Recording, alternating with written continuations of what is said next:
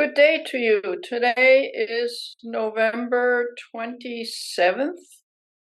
And while there's much to be said right now about the Middle East, I actually would like to talk about some other issues that are resonating in various corners of the world that all have a bearing on where we're going in various parts of the world and with respect to various issues.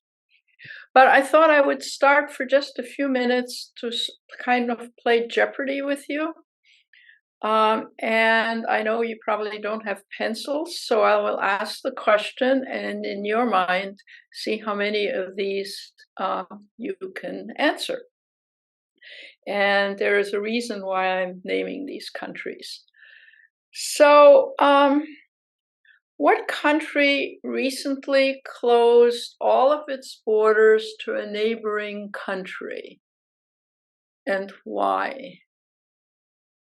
The answer to that question is Finland. Finland closed all its borders to Russia because Russia was sending hundreds of asylum seekers over the border to Finland. And these asylum seekers came mainly from Africa, North Africa, Sub-Saharan Africa, Asia, etc. Next question. What country had a big demonstration asking the Prime Minister to no longer adhere to international law and rules on asylum? In other words, not to admit any asylum seekers. The answer to that is Ireland. But the Prime Minister said he would continue to honor international law, even though demonstrators asked them to nix the idea. Then what country is wanting to send or has been wanting to send various asylum seekers arriving on boats to Rwanda? The answer to that is the United Kingdom. In fact, the Supreme Court in the UK told the government they can't go ahead and do that. But the government says it's going to pass new legislation to allow them to do it anyway. What country has just elected an Islamophobe, a man who for years has railed against Muslims coming to his country or living in his country, having been conceived of as an extreme rightist who currently has enough votes that he might be able to form a government. The country is the Netherlands, Holland. What country has had demonstrations against gang violence? And what country has recently had some gang violence in urban areas? Sweden. So, what do all these countries have in common? What they have in common is that politics has moved to the right.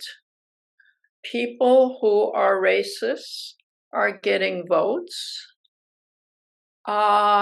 And there is a move into authoritarianism here, there, and everywhere around the world. There are some exceptions. One of the exceptions is Poland, which had an authoritarian government and just elected a non-authoritarian government. That is quite amazing and interesting. Have there been other countries that have had their populations move to the right? Well, we know of the United States. Half the population tells pollsters that they are in favor of Trump, who has now made comments which clearly put him in the authoritarian camp. He is going to get rid of departments of government if he gets reelected, and do other non-democratic things. So then you have other recent elections.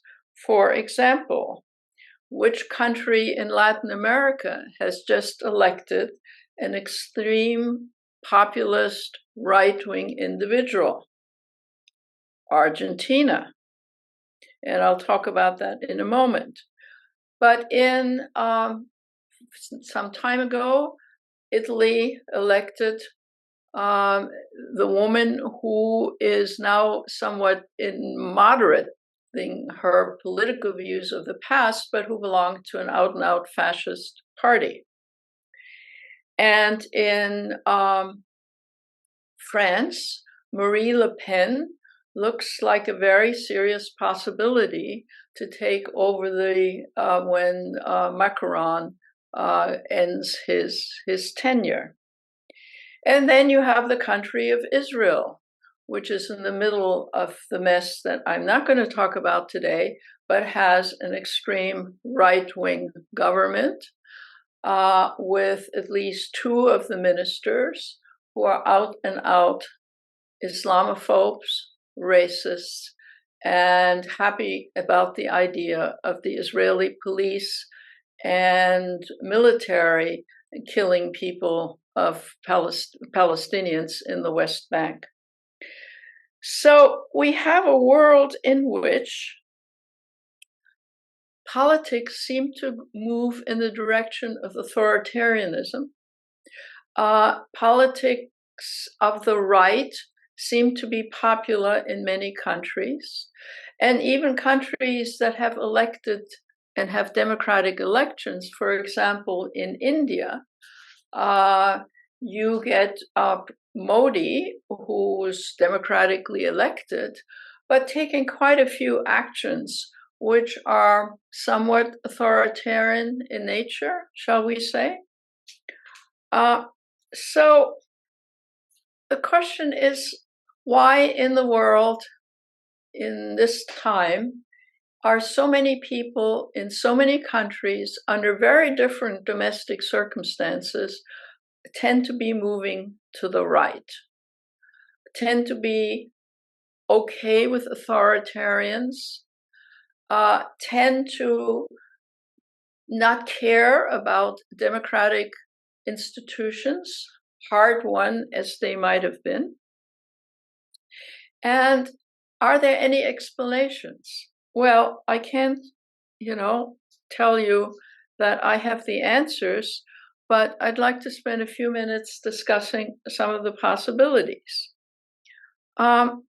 One problem in many countries, including our own, is that while the economies may have had some reversals during COVID and some other things, by and large, what people seem to be railing against, even though economists tell us, for example, the United States, we have growth, we have employment. So why do so many people tell pollsters that they're concerned about the economy and they think that the current American government isn't doing anything about it? And I suppose one way to look at it is that the world of this decade has continued to create inequalities amongst the populations in almost all countries. The very rich keep getting richer, either legally or illegally, and the poor in many countries feel either that their poverty is increasing or at least that their prospects for the future aren't very good.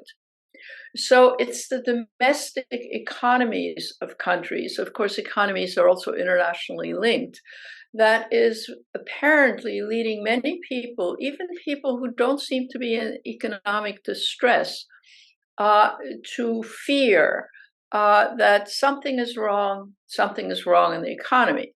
Now, if you take, let's say, Argentina, which has 140%, that is correct, 140% inflation right now, where many things are quite out of control, instead of electing a pair of, let's say, reasonably safe hands, mainstream candidates, is electing a cuckoo bird, who is often Mr. Millet, who is often compared to Donald Trump, who says he's going to get rid of the central bank, who is getting rid of the currency and wants to substitute the dollar, who wants to pass anti-gay legislation. And, you know, I can go on and on. Whether he's able to pull all of these things off, after all, there are still legislatures and so forth, is not clear. But a man who is, by any normal standards of who might be a head of state, is ill qualified.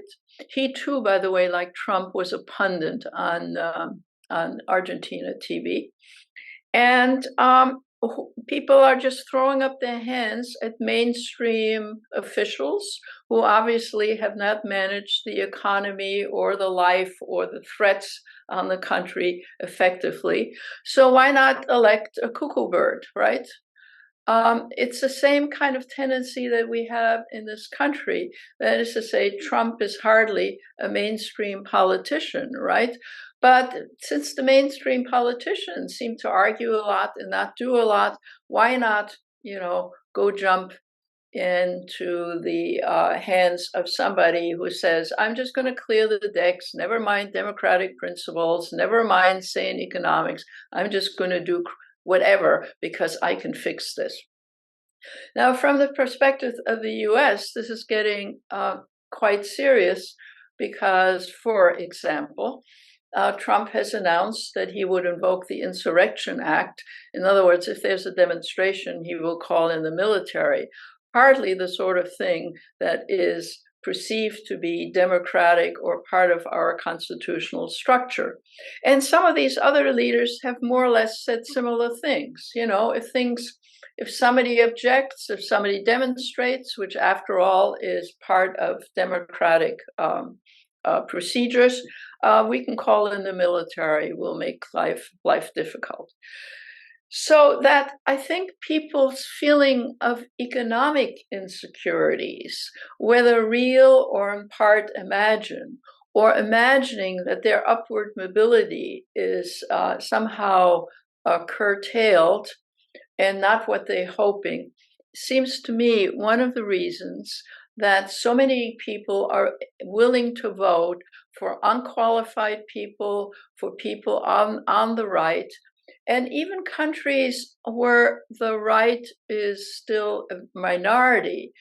For example, in Scandinavian countries, and by this I mean, the extreme right, not right of center, but the extreme right, not the traditional, more conservative parties, but more extreme right parties. Even in Scandinavia, and this is scary for Germans in Germany, where the extreme right-wing party has won some state elections and has enhanced its role, the number of people in parliament. Now, I'm not saying that all of these countries are going to become authoritarian. What I am saying is that the movement towards people who normally would not be heads of states or prime ministers, the number of people elected to various parliaments who are from extreme right-wing parties, are all increasing. And many of the respondents, when asked why, give economic reasons.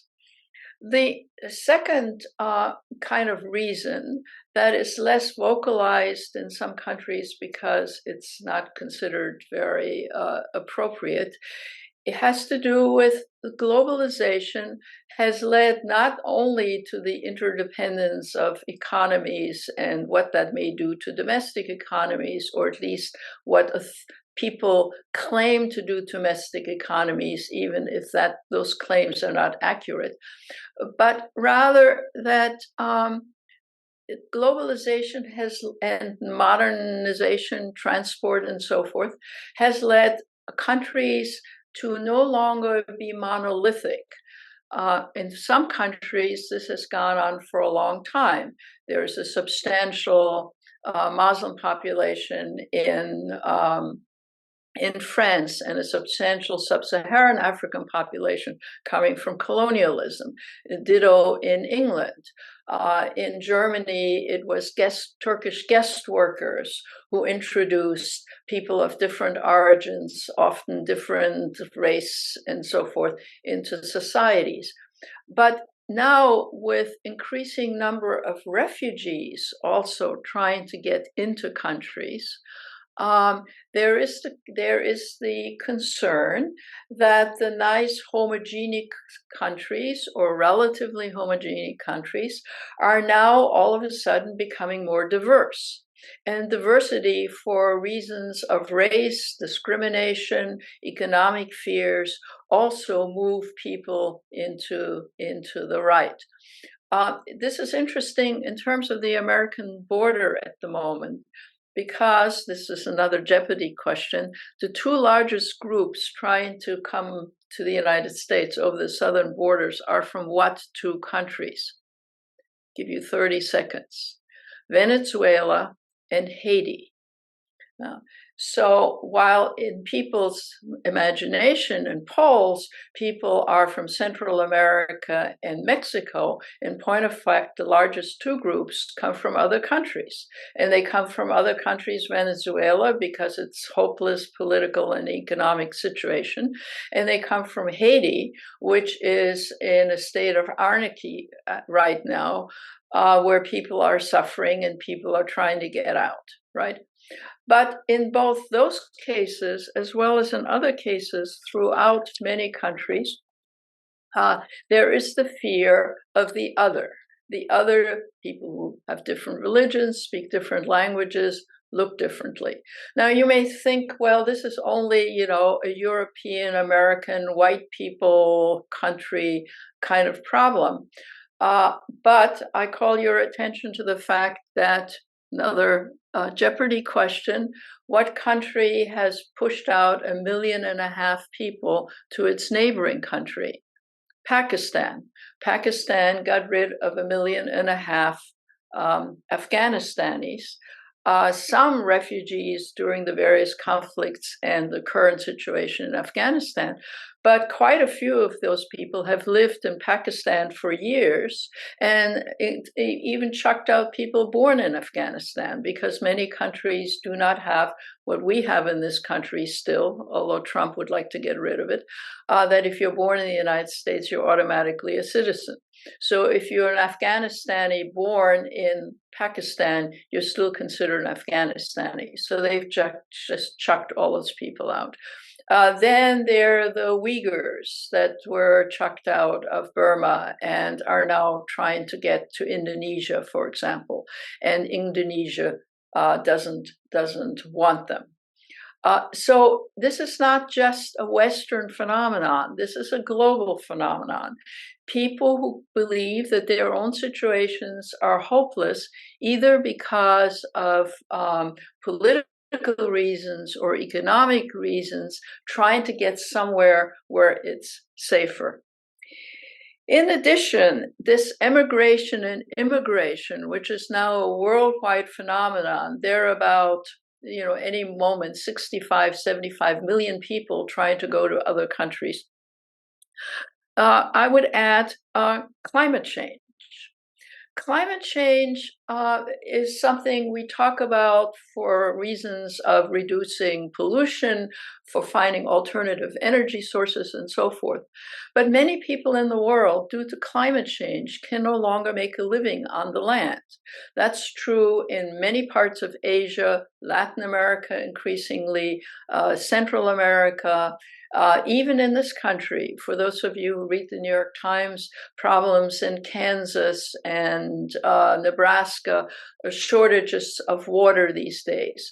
So climate change has produced areas where things can no longer grow that used to grow, where rainy seasons have changed, making it difficult to harvest, where water has been consumed at a larger clip than it is produced in annual rainfall. This is true in California, many parts in the Middle West in the United States, and many parts in the rest of the world. So in addition to economic circumstances, and that leads to people to want to move around, and immigrate.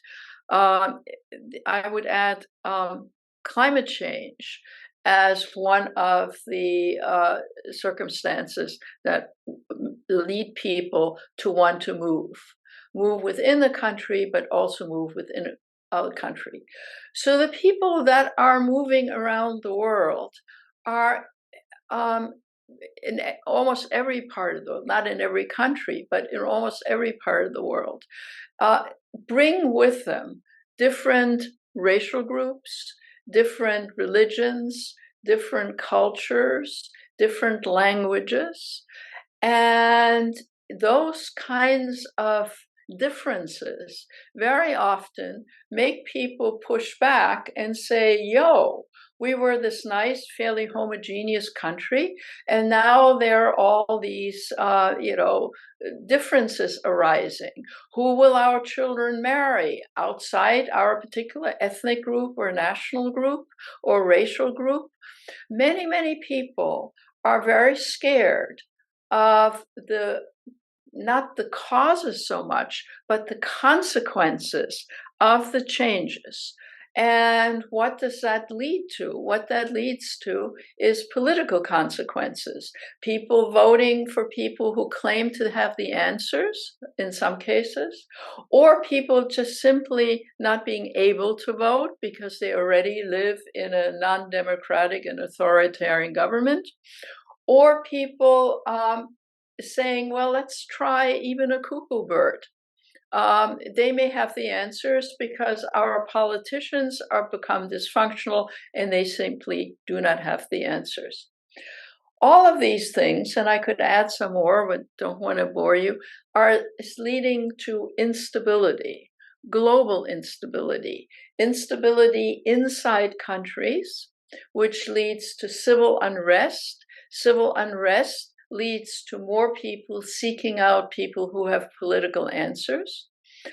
It is leading to interstate unrest. That is to say, the sort of unrest that you get when you have a big demonstration in God knows Ireland for not wanting asylum people to come in. This is enough in this particular case for the government to hold firm. But you could imagine a situation in which a next prime minister or legislators are voted because they say they will have an answer, close the borders, prevent people from coming in. Now, close the borders leads to another international problem, and that is contradictory to all the things I've just said. Namely, many countries, not all countries, many countries, all European countries, the United States, Canada, even China, and certainly Japan, are having aging populations. And the aging populations means two things. One, the younger population is not adequate to keep the economies going, to keep services going, and therefore has to bring in outside people, either temporarily or allow them to stay permanently to run the economy. So that, Filipinos are a substantial portion of, let's say, Japan and other countries as caretakers, as cleaning people, as workers, and increasingly even as skilled workers, as the population of Japan is aging. In the United States, for example, we have a shortfall of about 1 million workers. Ironic, therefore, that the people beckoning to come into the United States, be they unskilled, coming over the southern border. Everybody coming over the southern border, by the way, is not unskilled, but the majority are, or coming in or trying to come in legally through various visas, are getting blocked. Even, for example, industries in industrial countries which require skilled labor often are not able to bring them in because the conservative right wing of their politics doesn't vetoes the idea of more visas to work in the United States. So that on the one hand, the push is not to have people of other cultures, societies, and races come to your country. On the other hand, the aging of the population is producing circumstances which require people from other countries to come in. So, for example, take a country like China, which has never been friendly to people who are not Chinese. Sometime in the not too distant future, 10 years, 15 years, 20 years, we'll also have an aging population because the one-child policies produce not enough replacement people, right? Or people nowadays, even in China, simply don't want to have more than one child. So there isn't enough replacement for people who age out of the labor force. So even China will have to face up to the fact that it will have to bring in laborers from other cultures, from other societies. So that then produces, again, a population which is not on the one hand, needs people from other societies, other religions, other races, but on the other hand, the politics it produces very often is counter to those. People are not rational politically necessarily, right? It is rational, of course, to say if they're people from other religions and other cultures, our children might marry people who are not in our ethnic group or religious group. That's perfectly possible and likely.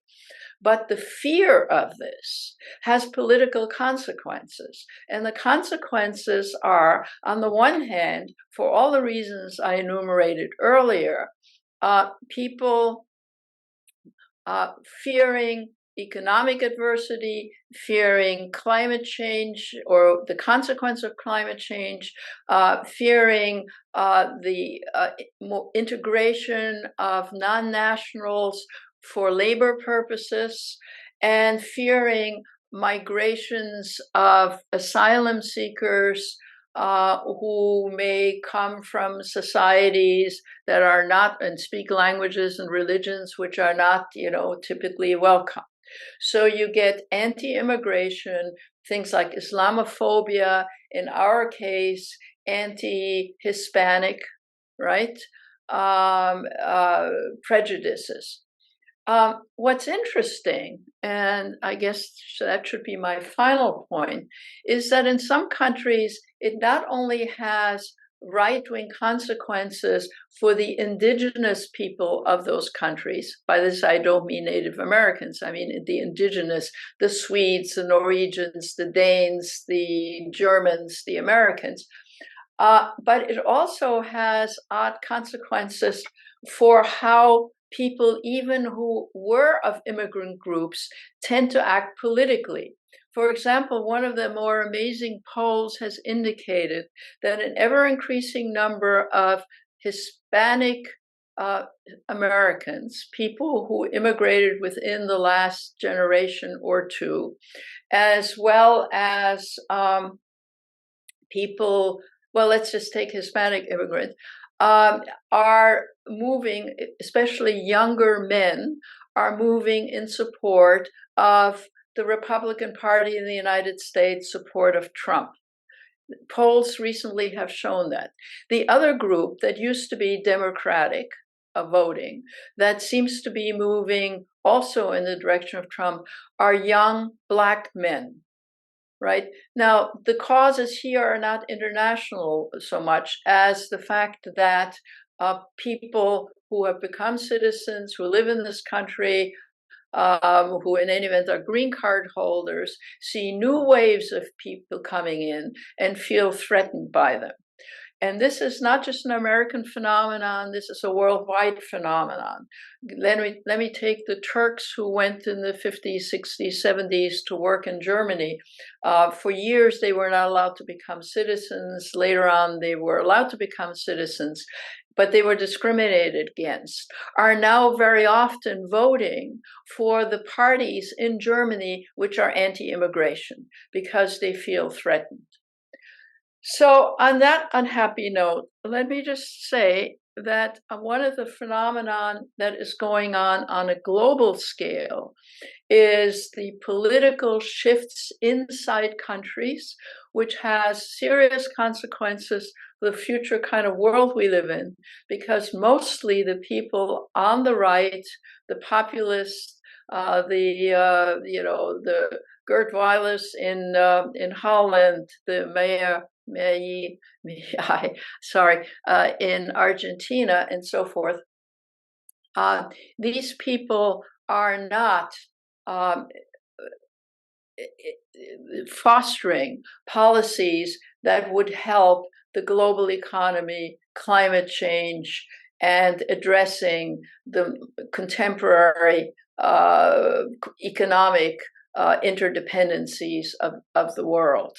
Most of them are, let's bring all economic activity back home, which is not unrealistic, which is unrealistic in modern times, and tend to be not just right of center, but often extremely right. And that in turn is not promising both for national politics of this decade and the decade to come, but also not for international politics, because conflicts and governments willing to engage in conflicts are often, and using weaponry we don't think they should use, etc., are often informed by this movement to the right, both in very authoritarian right countries, but also people willing to move to fairly extreme right, even in still democratic countries. I know I've covered sort of a lot of territory, but I thought I would deal with some of these more international global issues before addressing more specific problems again next time. Thank you very much, and see you in 2 weeks.